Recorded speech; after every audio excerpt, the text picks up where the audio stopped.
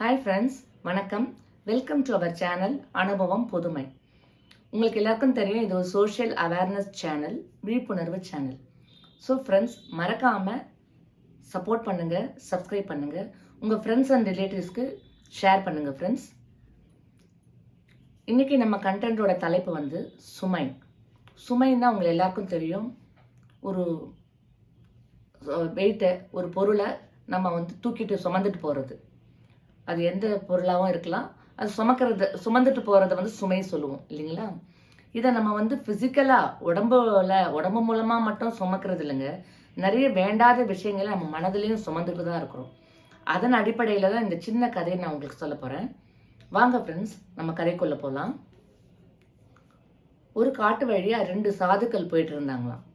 சாதுக்கள்லாம் உங்களுக்கு எல்லாருக்கும் தெரியும், துறவிகள்.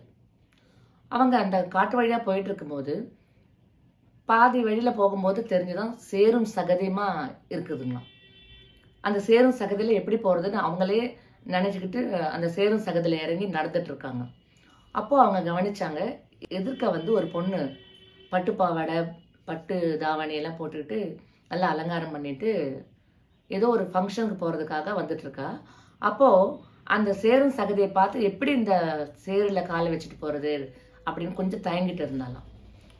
அப்போது அந்த 2 சாதுல ஒரு சாது அவளுடைய உள்ளுணர்வை புரிஞ்சுக்கிட்டு, நான் உனக்கு உதவி செய்யட்டுமா, இந்த சேறு படாமல் உனக்கு தூக்கிட்டு கொண்டு போயிட்டு நான் அடுத்த கரையில் சேர்த்து விடட்டுமா அப்படின்னு கேட்டாராம். அந்த பொண்ணும் சம்மதிச்சாலாம். அப்போது அந்த சாது அவளை தூக்கிக்கிட்டு அந்த அடுத்த கரையில் கொண்டு போய் சேர்த்து விட்டாருங்க. இப்போ சேர்த்து விட்டுட்டு அவர் பாட்டுட்டு இன்னொரு சாது இருந்தார் இல்லைங்களா, அவரோட சேர்ந்து நடந்து வந்துட்டே இருந்தாராம். ரொம்ப நேரம் அந்த 2 பேருமே பேசிக்காமலே வந்துட்டே இருந்தாங்களாம்.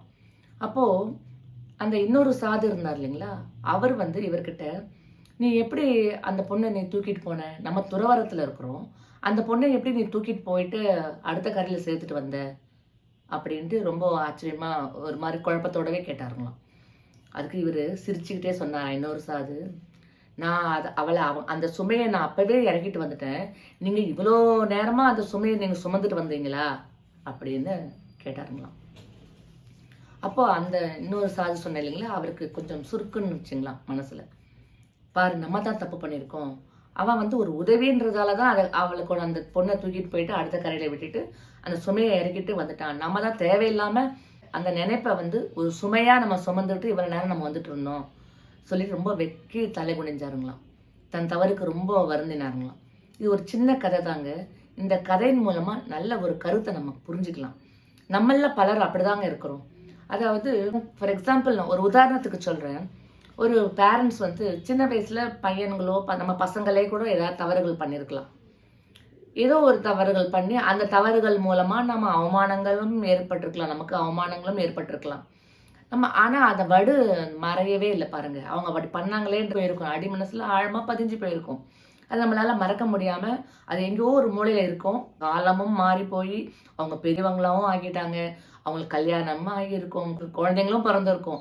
ஆனாலும் சில விஷயங்கள் வந்து நம்ம அடி மனசுல இருந்து மாறவே இல்லை. அவங்கள பற்றியான கருத்து என்னதான் காலம் மாறி போயிருந்தாலும், காலம் மாறி அவங்க வாழ்க்கை சக்கரம் மாறி கல்யாணம், குழந்தை இப்படிலாம் வந்திருந்தாலும் அவங்க இளம் வயசுல செய்த தவறுகள் நம்ம மனசுல அப்படியே இருந்து போயிடுது. நிறைய பேரண்ட்ஸ், நான் எல்லாருக்கும் சொல்லுவார், முக்கால்வாசி பேரண்ட்ஸ்க்கு அது அப்படியே அந்த வடு இருக்கதா செய்யுது. ஸோ அந்த சுமையை சுமந்துக்கிட்டே நம்ம பையன் இன்னமும் அப்படி இருப்பானோ, நம்ம பொண்ணு இன்னமும் அப்படி இருப்பாளோ அப்படின்ற ஒரு சின்ன ஒரு சந்தேகம் நம்ம மனசுக்குள்ள வந்துட்டே இருக்கும். அது தேவையில்லாததுங்க. அது தேவையே இல்லாதது. அவங்க எப்போவோ அதை விட்டு வெளியில வந்துட்டு இருப்பாங்க. பட் இருந்தாலும் நமக்கு அந்த மனசுக்குள்ள ஏன்னா நம்மளுக்கு ரொம்ப அக்கறை, நம்ம குழந்தைங்க மேல நமக்கு ரொம்ப பாசம், அக்கறை. அந்த அக்கறை பாசம்ன்ற போர்வையில தேவையில்லாத ஒரே நினைப்பிலேயே நம்ம சுமந்துட்டு வந்திருக்கோம் இத்தனை வருஷமா. அந்த சுமை தேவையில்லை. அவங்களே மறந்துட்டு இருப்பாங்க. அதனால ஒரு பெரிய விஷயமா நம்ம பண்ணக்கூடாது. அந்த சுமையை தேவையில்லாத இதெல்லாம் தாங்க தேவையில்லாத சுமை. இந்த மாதிரி தேவையில்லாத சுமை, இது ஒரு சின்ன ஒரு உதாரணம் தான் சொன்னேன். இந்த மாதிரி நிறைய பல விஷயங்கள், தேவையில்லாத விஷயங்களை மனசுல நம்ம சேர்த்து வச்சுக்கிட்டு அதை ஒரு சுமையா நம்ம சுமந்துட்டு வந்திருக்கோம். நமக்கு தெரியாமலே ஒரு சுமையை நம்ம சுமந்துட்டு இருக்கோம். அதை நீங்க இறக்கி வச்சிடுங்க ஒரு இடத்துல. அதை இறக்கி வச்சுட்டு நீங்கள் நிம்மதியாக ஒரு ஃப்ரீயாக உங்கள் வாழ்க்கை பயணத்தை செலுத்துங்க. இதுதாங்க அந்த துறவிகள் மூலமாக நாம கற்றுக்கிட்ட பாடம். உங்கள் எல்லாருக்கும் புரிஞ்சிருக்கும்னு நினைக்கிறேன். மறுபடியும் இன்னொரு அனுபவத்தின் கதையின் மூலம் நான் உங்களை சந்திக்கிறேன். நன்றி, வணக்கம்.